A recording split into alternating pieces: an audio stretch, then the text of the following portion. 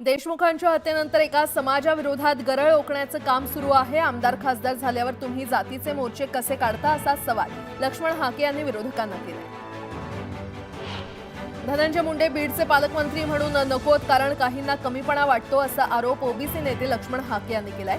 तर मुंडेंविरोधात तुम्हाला पुरावे सापडले का असा सवालही त्यांनी केला। वाल्मिक कराड आणि धनंजय मुंडेंना अडकवलं जातंय। वाल्मिक कराडचे शरद पवार, जयंत पाटील आणि सुळेंसोबतच सुरेश धस यांच्याबरोबरही फोटो आहेत असा दावा लक्ष्मण हाके यांनी केलाय। अंजली दमानिया यांनी आणखी एक फोटो ट्विट केलाय। या फोटोमध्ये वाल्मिक कराड हा हवेमध्ये गोळीबार करणाऱ्या कैलास फडसह बसलेला दिसतोय। कैलास फड हा धनंजय मुंडेंचा समर्थक आहे। अंजली दमानिया यांनी वाल्मिक कराड आणि लक्ष्मण हाके यांचा एकत्र जेवतानाचा फोटो ट्विट केलेला आहे। एका व्यक्तीने मला हा फोटो पाठवल्याचं अंजली दमानिया म्हटलंय। हिंगोलीमध्ये सर्वपक्षीय बैठक पार पडली। यावेळी बीडच्या मस्साजोगमधील सरपंच संतोष देशमुखांच्या हत्येविरोधात मोर्चा काढण्याचा निर्णय बैठकीत घेण्यात आला। या मोर्चामध्ये देशमुख कुटुंबीय देखील सहभागी होणार आहेत। सोमनाथ सूर्यवंशी यांच्या कुटुंबियांना आर्थिक मदत देण्यासाठी तहसीलदारांनी सूर्यवंशींच्या कुटुंबियांची भेट घेतली। मात्र जोपर्यंत आरोपीवर कठोर कारवाई होऊन सोमनाथ सूर्यवंशी यांना न्याय मिळत नाही तोपर्यंत मदत स्वीकारणार नाही अशी भूमिका सूर्यवंशी कुटुंबाने घेतली। 10 लाखांचा चेक त्यांनी तहसीलदारांना परत केला। आमदार उत्तम जानकर यांनी धनंजय मुंडेंच्या चारित्र्यावर खालच्या पातळीवर टीका केली होती। याची महिला आयोगाच्या अध्यक्षा रुपाली चाकणकर यांनी दखल घेतली आहे। अशी भाषा महाराष्ट्राला शोभणारी नाही, पातळी सोडून भाषा वापरू नका असं म्हणत चाकणकरांनी निषेध व्यक्त केला। पाथर्डीत मनोज जरांगे पाटलांच्या विरोधात अदखलपात्र गुन्हा दाखल करण्यात आलाय। धनंजय मुंडे आणि ओबीसी समाजावर खालच्या पातळीवर टीका केल्यानं सामाजिक कार्यकर्ते किसन महादेव यांच्या फिर्यादीवरून जरांगेंविरोधात अदखलपात्र गुन्हा दाखल करण्यात आलाय। भाजप आमदार सुरेश धस यांनी वारंवार मंत्री धनंजय मुंडेंना टार्गेट केल्यानं आता राष्ट्रवादी देखील आक्रमक झाले आहे। संतोष देशमुख हत्येच्या 2 दिवस आधी कराड आणि सुरेश धस यांच्यामध्ये संभाषण झाल्याचा आरोप अमोल मिटकरी यांनी केलाय। धस यांचा सीडीआर काढून चौकशी करा अशी मागणी मिटकरींनी केली आहे। आता एक मोठी बातमी। बीड जिल्ह्यातील मस्साजोग इथे सरपंच संतोष देशमुख यांच्या हत्येचे पडसाद राज्यभर उमटलेले आहेत आणि त्यांच्या हत्येचा राज्यभर निषेध केला जात असून या प्रकरणी आता अखिल भारतीय सरपंच परिषदेने पुढाकार घेत राज्यातील ग्रामपंचायत बंद ठेवून आंदोलन करण्याचा निर्णय घेतलाय। आज राज्यातील सर्व ग्रामपंचायती बंद ठेवण्यात येणार असून संतोष देशमुखांना श्रद्धांजली देखील वाहण्यात येणार आहे। संतोष देशमुख यांच्या हत्येच्या निषेधार्थ आणि सरपंच तसंच ग्रामपंचायत कर्मचाऱ्यांच्या सुरक्षेसाठी शासनाने कायदा करून ठोस उपाययोजना कराव्यात या मागणीसाठी राज्यातील ग्रामपंचायतीमध्ये काम बंद आंदोलन केलं जाणार असल्याचं सांगण्यात येतंय।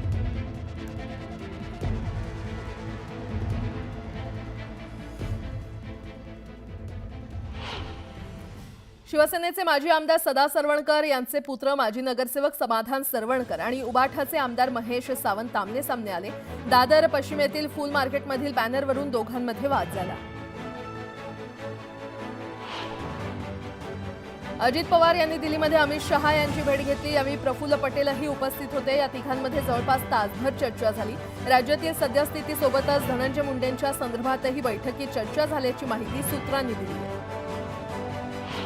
मी कुणासोबतही संपर्क केला नाही, आरोपांवर योग्य वेळी उत्तर देणार अशी प्रतिक्रिया सुनील तटकरे यांनी दिली आहे। फुटकळ प्रसिद्धीसाठी केविलवाणा प्रयत्न सुरू असल्याचा निशाणा त्यांनी साधला। राष्ट्रवादीच्या आमदार आणि खासदारांना कुठलेही फोन आले नाहीत, फोन येणं ही कदाचित मीडिया ट्रायल असू शकते अशी प्रतिक्रिया रोहित पाटील यांनी दिली आहे।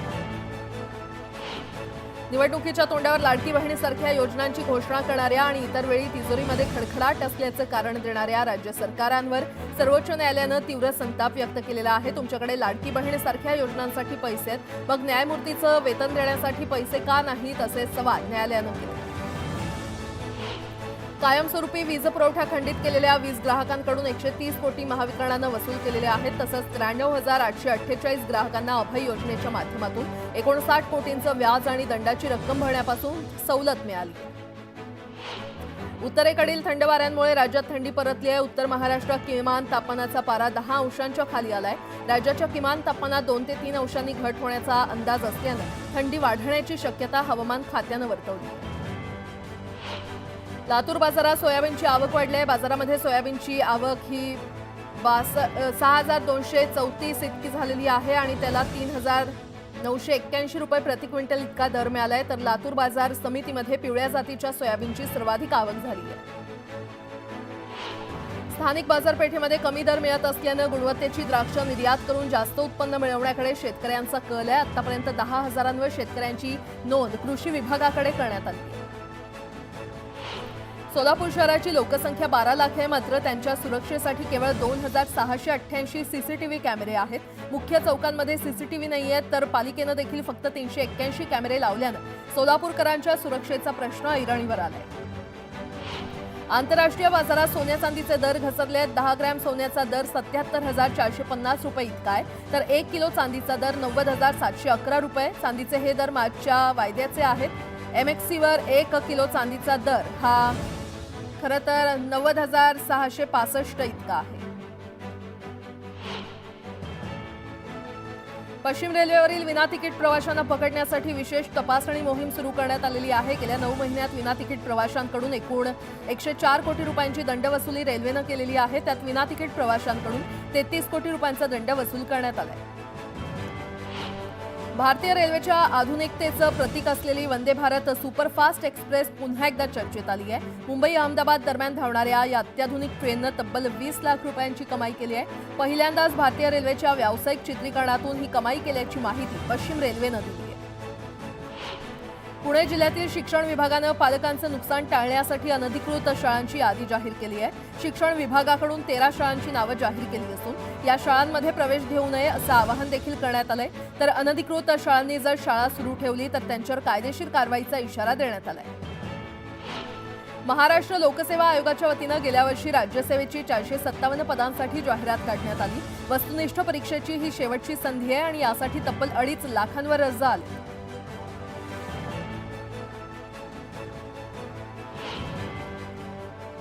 आता एक मोठी बातमी। दिल्लीच्या राजकीय वर्तुळात सध्या ऑपरेशन 272 ची चर्चा सुरू आहे। नितीश कुमार आणि चंद्रबाबू नायडू यांच्या बळावर केंद्रात भाजपचं 240 खासदारांच्या पाठिंब्यानं अल्पमतात सरकार बनलंय। तर चंद्रबाबू नायडू 16 आणि नितीश कुमार यांचे 12 खासदार यावर केंद्र सरकार टिकून आहे आणि या दोन्ही नेत्यांवर अवलंबून राहणं सोडण्यासाठी भाजपकडून आता ऑपरेशन 272चं प्लॅनिंग केलं जात असल्याचं बोललं जात आहे। ज्यात शरद पवार गटाचे 8 आणि उद्धव ठाकरे गटाचे 9 खासदार यांच्यावर भाजपची नजर आहे। भाजपच्या गेम प्लॅनमध्ये 272 खासदार जमवणं सुरू आहे आणि हे टार्गेट आधी 260 इतकं होतं, मात्र महाराष्ट्र विधानसभा निकालानंतर टार्गेट 272 इतकं झालंय। सर्व खासदार सोबत येतील किंवा 1/3 खासदार फोडले जातील असा प्रयत्न सुरू असल्याची चर्चा आहे।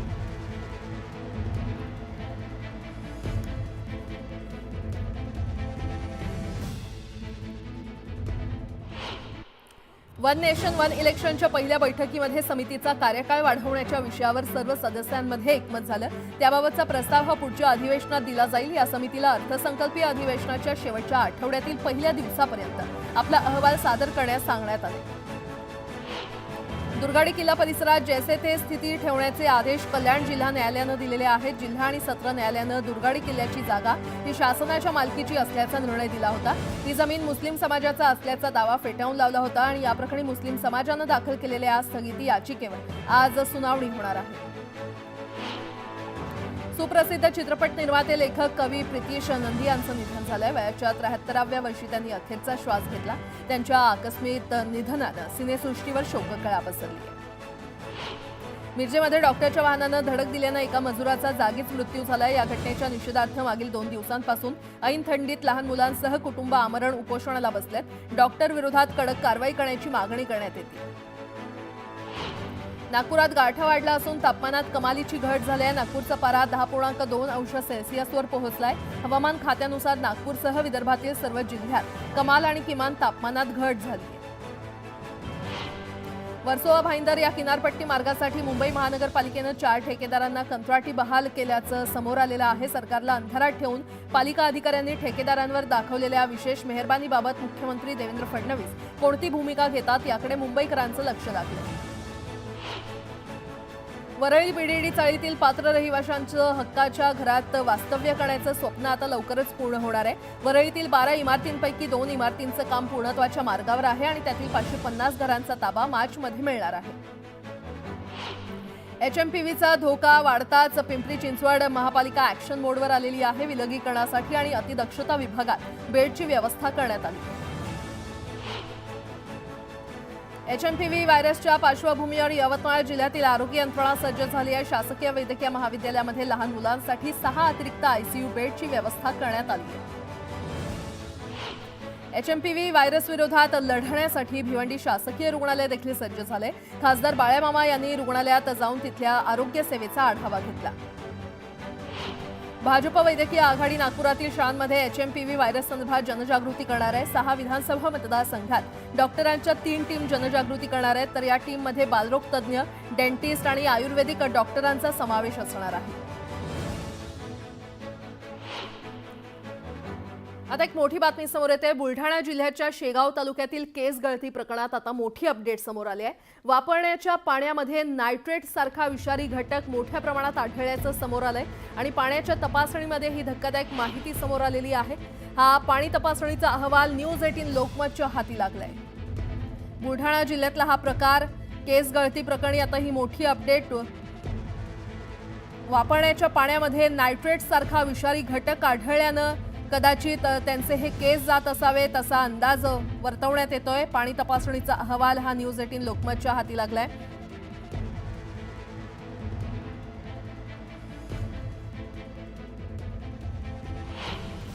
कुर्ल्यामध्ये पुन्हा एकदा बसचा अपघात होता वाचलाय। बेस्ट बसनं रस्त्यावर चालणाऱ्या एका बसला धडक दिली आणि तो व्यक्ती जमिनीवर कोसळला।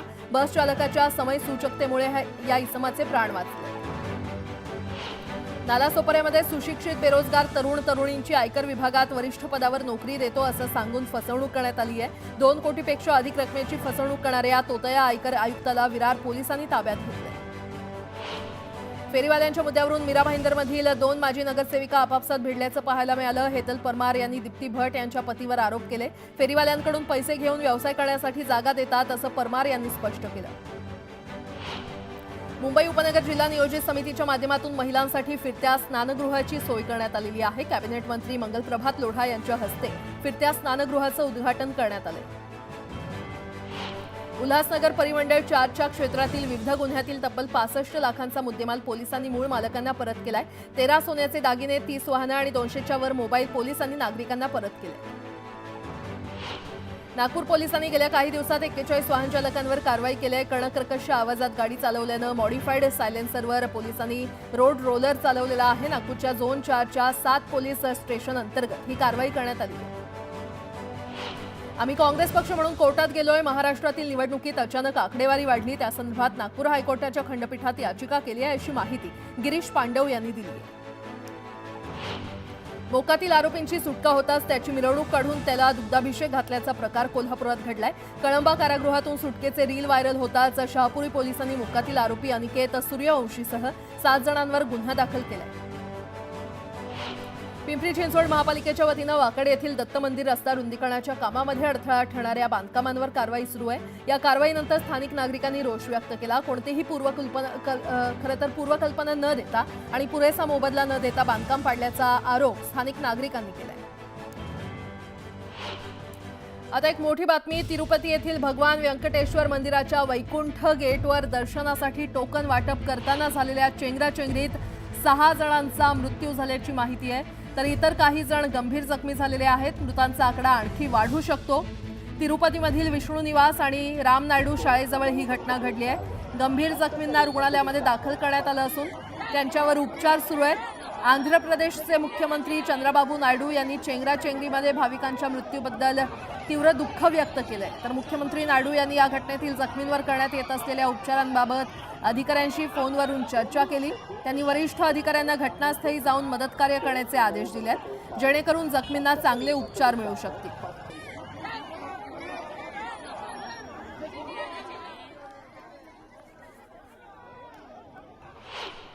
भीमा कोरेगाव एल्गार परिषद खटल्यात मुंबई उच्च न्यायालयाकडून रोना विल्सन आणि सुधीर ढवळे यांना जामीन मंजूर झालाय। त्या दोघांनी 6 वर्षांपेक्षा जास्त काळ तुरुंगवास भोगलाय। सिडकोने जी लॉटरी काढली आहे त्यात लोकेशन आहेत, काही प्राईम भाग आहेत, काही स्टेशन जवळचे आहेत, तर काही ठिकाणी रेट कमी आहेत, पण जर काही ठिकाणी किमती वाढलेल्या असतील तर आढावा घेऊ अशी प्रतिक्रिया संजय शिरसाट यांनी दिली आहे। बारामतीमधील कृषी विज्ञान केंद्रात AI तंत्रज्ञानाचा वापर करून ऊसाची लागवड करण्यात आली आहे. मायक्रोसॉफ्टचे प्रमुख सत्य नडेला यांनी या संशोधनाची दखल घेतली आहे. या संदर्भात ॲग्रिकल्चर डेव्हलपमेंट ट्रस्टच्या टीमनं सत्य नडेला यांच्या समोर प्रात्यक्षिक सादर केलं आणि यानंतर नडेला यांनी सोशल मीडियावर पोस्ट करत बारामतीमधील कृषी विज्ञान केंद्राचं कौतुक केलं. भारत सरकारच्या वतीनं पोस्ट विभागाच्या माध्यमातून अयोध्येतील राम मंदिराच्या पोस्ट तिकिटाचं प्रकाशन करण्यात आलंय. हे तिकीट संग्रह करणाऱ्यांना पाठवण्यात आलंय आणि हे तिकीट भंडी शेगावातील डॉक्टर श्रीधर येलमार यांच्याकडे असून तिकिटाचं पहिलं अनावरण विठ्ठल रुक्मिणी मंदिरात करण्यात आलं. मुख्यमंत्री देवेंद्र फडणवीस यांच्या आदेशानंतर धाराशिव जिल्हा प्रशासन ॲक्शन मोडवर आलेलं आहे. फडणवीसांनी 100 दिवसांचा 7 कलमी कार्यक्रम राबवण्याचे आदेश दिले होते आणि त्यानुसार जिल्हाधिकारी सचिन ओंबासे आणि मुख्याधिकारी मैनक घोष यांनी प्रत्येक कार्यालयातील कामांचा आढावा घेतलाय. टोरेस कंपनीच्या घोटाळ्यासंदर्भात भाजप नेते किरीट सोमय्या यांनी पोलीस आयुक्त विवेक फणसाळकर यांची भेट घेतली. आर्थिक गुन्हे शाखेकडे तपास वर्ग केल्याची माहिती पोलिसांनी दिल्याचं सोमय्या म्हटलं.